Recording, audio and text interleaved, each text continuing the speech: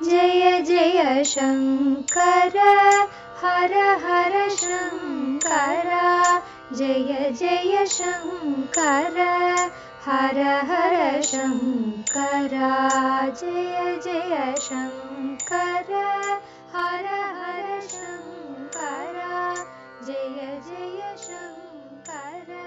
ஸ்ரீ சங்கர சரிதம் தெய்வத்தின் குரல் 5ஆம் பாகம். அவதாரம் குறித்து ஐயம் கூடாது.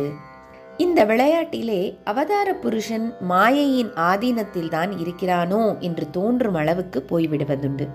அப்படி சந்தேகப்படக்கூடாதென்றுதான் பிரகிருதிம் ஸ்வாம் அதிஷ்டாய, மாயையை நான் வசப்படுத்தி அடக்கி வைத்துக்கொண்டு என்று பகவான் கருணையோடு கிளியர் பண்ணியிருக்கிறார். ஆச்சாரியாள் சரித்திரத்திலேயே யாருக்காவது எங்கேயாவது ஏன் இப்படி பண்ணினார், காலடியில் ஒரு நதியை திசை மாற்றி கிட்டே ஓட பண்ணி அப்புறம் நர்மதை பிரவாகத்தை அடக்கி இன்னும் சர்வஜர் என்னும்படி சகல ஞானத்துடனும் கூடி தெய்வீக சக்தராக இருந்த அவர் ஏன் இப்படி மனுஷர் மாதிரி பண்ணினார், காஷியில் விஸ்வநாதர் பஞ்சமனை போல் வந்தபோது ஏன் விஷயம் தெரிந்து கொள்ளாமல் அவனை தூர போக சொன்னார், அப்புறம் அவனிடம் தாம் உபதேசம் வாங்கி கொண்டு நமஸ்காரம் பண்ணினார் என்கிற மாதிரி கேள்வி எழுந்தால் அப்போது கீதா வாக்கியத்தை நினைத்து தெளிவு பெற வேண்டும். அவதாரத்திடம் மாயை கலப்பு இருக்கிற மாதிரிதான். ஆனால் மாயை யஜமான ஸ்தானத்தில் இருந்து கொண்டு நம்மை ஆட்டி வைப்பது போல் அவதாரத்தை ஆட்டி வைக்க முடியாது. அவதாரம் யஜமானாக இருந்து மாயை அந்த யஜமானுக்கு உடைமையாக அடிமையாக இருக்கிறது. ஆனாலும் கெடுபிடி யஜமானாக இல்லாமல் விளையாட்டு வினோத யஜமானாக அவன் இருப்பதால் மாயைக்கு தன்மேல் ஆதீனம் இருப்பது போல தோன்றும் அளவுக்கு அதை ஆடவிடுகிறான். ஆனால் சட்டென்று அதை போ என்று தள்ளியும் விடுவான்.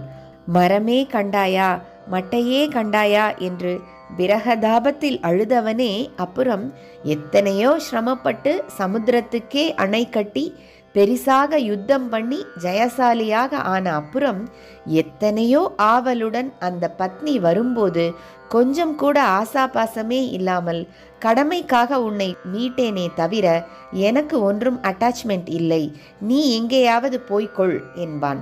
இந்த நிமிஷம் ஒரு இடைச்சியிடம் அடிவாங்கிக் கொள்ளும் அபலமான மனுஷத்தன்மை என்ற அவதாரம் இந்த கோடிக்கு அந்த கோடி போக முடியும் என்று புரிந்து கொண்டால் சந்தேகம் வராது.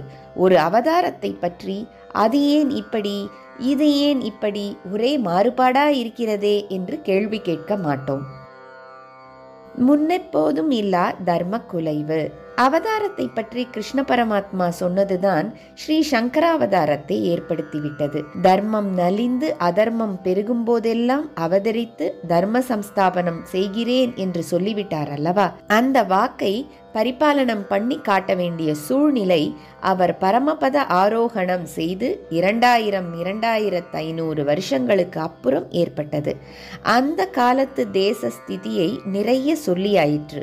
சுருக்கமாக சொல்வதென்றால் கிருஷ்ணாவதார காலத்தில் பிரவிருத்தி நிவிருத்தி தர்மங்களுக்கு ஹானி ஏற்பட்டிருந்தது போலவே இல்லை, அதைவிட பல மடங்கு தீவிரமாக இப்போது ஏற்பட்டிருந்தது. கிருஷ்ணர் காலத்தில் பிரவிருத்தி மார்க்கம் யோகமாக அனுஷ்டிக்கப்படாமல் வெறும் கர்மானுஷ்டானமாக ஸ்வர்காதி பலன்களுக்காகவே பின்பற்றப்பட்டதென்றால் இப்போது அதோடு கூடவே அதைவிட மோசமாக இன்னொன்றும் நடந்தது. வெறும் கர்மானுஷ்டானமாகவாவது அவர்கள் வேதத்தில் சொல்லியுள்ள காரியங்களை பின்பற்றினார்கள் அல்லவா? இப்போதோ அந்த வேதோக்த கர்மாக்களை அடியோடேயே புறக்கணிப்பவர்களும் நிறைய ஏற்பட்டு விட்டார்கள். நிவிருத்தியிலும் இப்போது ஞானம் மாதிரியே ஒரு லட்சியத்தை காட்டி ஆனால் சூன்யத்திலோ அல்லது எதுவும் முடிவு செய்வதற்கில்லை என்ற திரிசங்கு சித்தாந்தத்திலோ கொண்டு போய் தள்ளுவதாக மதங்கள் ஏற்பட்ட மாதிரி முன் எப்போதும் இருந்ததில்லை. ஆக பிரவிருத்தி நிவிருத்தி தர்மங்களை ரட்சித்து சம்ஸ்தாபனம் செய்ய நிச்சயமாக பகவானின் அவதாரம் சம்பவிக்க வேண்டிய சூழ்நிலை ஏற்பட்டது. ஜெய ஜெய சங்கர ஹர ஹர சங்கர. மகாபிரியவா சரணம்.